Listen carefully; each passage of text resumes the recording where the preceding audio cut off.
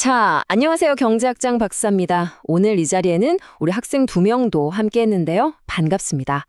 오늘은 경제학을 공부하는 사람이라면 누구나 한 번은 거쳐가야 하는 바로 그 경제학의 바이블, 이준구 이창용 교수님의 경제학 원론을 가지고 이야기를 좀 나눠볼까 합니다. 그중에서도 아주 중요한 개념이죠. 바로 완전 경쟁 시장에 대해서 한번 쉽고 재미있게 파헤쳐 보겠습니다. 제가 처음부터 좀 도발적인 질문을 한번 던져볼게요. 여러분, 완벽한 시장이라는 게 현실에 존재할까요? 어때요, 우리 학생? 교수님, 완벽하다는 게 정확히 무슨 뜻인가요? 그렇죠. 아주 좋은 질문이에요. 도대체 경제학에서 말하는 이 완벽함이라는 게 뭘 의미하는 걸까요? 사실 이건 현실을 그대로 베껴 그린 그림이 아니에요. 일종의 이상적인 모델이라고 생각하면 쉬워요. 우리가 물리학 배울 때 마찰이 없는 표면을 가정한다. 이런 말 들어본 적 있죠? 똑같아요.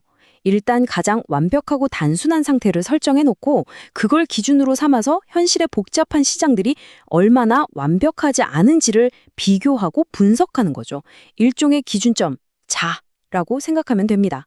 그렇다면 이 완벽한 이상적인 시장이 되려면 어떤 조건들이 필요할까요? 경제학자들은 딱 4가지를 이야기합니다. 이 4가지 약속이 모두 지켜질 때 바로 그때 완전 경쟁 시장이 탄생하는 거예요. 자, 그럼 지금부터 이 4가지 약속을 하나씩 뜯어보도록 하죠. 첫 번째 조건, 바로 시장에 참여하는 사람의 수입니다. 한번 상상해 보세요. 어떤 시장에 물건을 파는 사람도 셀 수 없이 많고 그걸 사려는 사람도 셀 수 없이 많아요. 이때 시장의 힘, 그러니까 가격을 결정하는 힘은 과연 누가 쥐게 될까요? 정답은 아무도 쥐지 못한다입니다. 왜냐? 참여자가 너무 많으니까 나 한 명이 물건을 좀 더 판다고 해서 혹은 내가 안 산다고 해서 시장 전체의 가격이 꿈쩍도 안 하는 거죠. 결국 모든 판매자와 구매자는 시장에서 정해진 가격을 그냥 받아들일 수밖에 없어요. 이걸 어려운 말로 가격 수용자, 영어로는 price taker라고 부릅니다. 비유를 하나 들어볼까요? 여러분 한 명 한 명이 거대한 태평양 바다에 떠있는 물 한 방울이라고 생각해 보세요. 내가 바다에 물 한 컵을 더 붓는다고 해서 태평양 수위가 올라가나요? 아니죠. 내가 물 한 컵 퍼낸다고 수위가 내려가지도 않고요. 완전 경쟁 시장에서의 개별 기업이나 소비자가 바로 그런 존재라는 겁니다. 정말 미미하죠. 자, 첫 번째 조건은 그럴 수 있겠다 싶죠.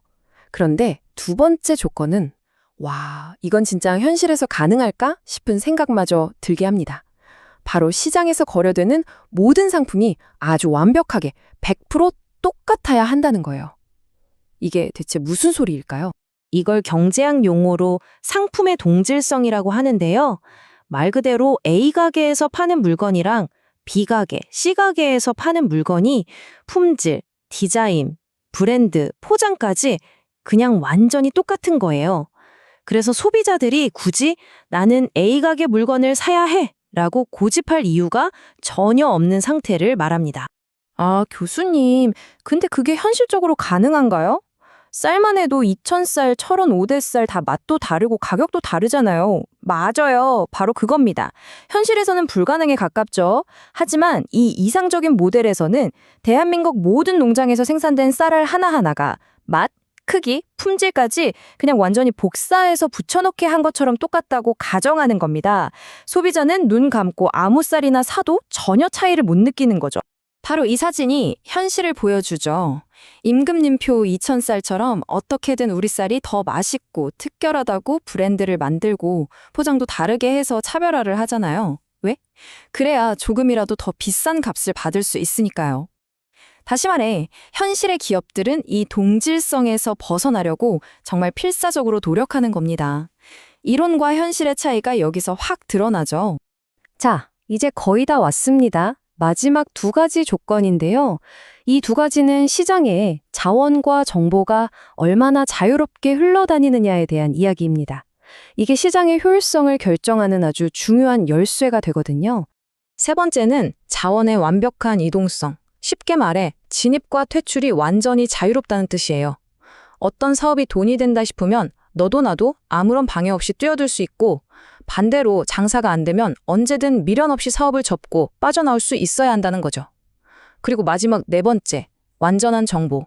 이건 모든 사람들이 시장의 모든 정보를 공짜로 즉시 알 수 있다는 어떻게 보면 가장 비현실적인 가정입니다.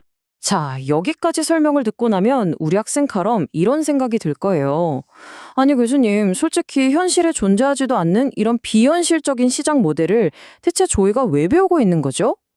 정말 좋은 질문이고 가장 핵심적인 질문입니다. 왜 배우는 걸까요? 바로 이 말 때문입니다. 완전 경쟁 시장은 현실을 묘사하기 위한 게 아니라 현실을 재는 잣대가 되기 때문이에요. 이렇게 가장 완벽하고 효율적인 상태라는 기준점이 있어야 우리가 매일 마주하는 현실의 시장이 독과점이나 정보의 비대칭성 때문에 얼마나 비효율적인지 또 그 문제점이 무엇인지 정확하게 측정하고 분석할 수가 있게 되는 거죠. 이 표를 보면 한눈에 들어오죠. 왼쪽이 이상적인 모델, 오른쪽이 우리가 사는 현실 세계입니다. 현실에서는 기업들이 가격을 스스로 설정하고 상품을 차별화하고 높은 진입 장벽을 쌓아서 경쟁자가 못 들어오게 막고 정보를 독점하려고 하죠. 우리는 이 완벽함을 공부함으로써 현실의 이런 불완전함을 더 깊이 이해하게 되는 겁니다. 자, 오늘 배운 내용 마지막으로 정리 한번 해볼까요? 완전 경쟁이라는 이상적인 건물을 떠받치는 4개의 기둥. 첫째, 수많은 참여자. 둘째, 완벽히 똑같은 상품. 셋째, 자유로운 진입과 퇴출. 그리고 넷째, 완전한 정보.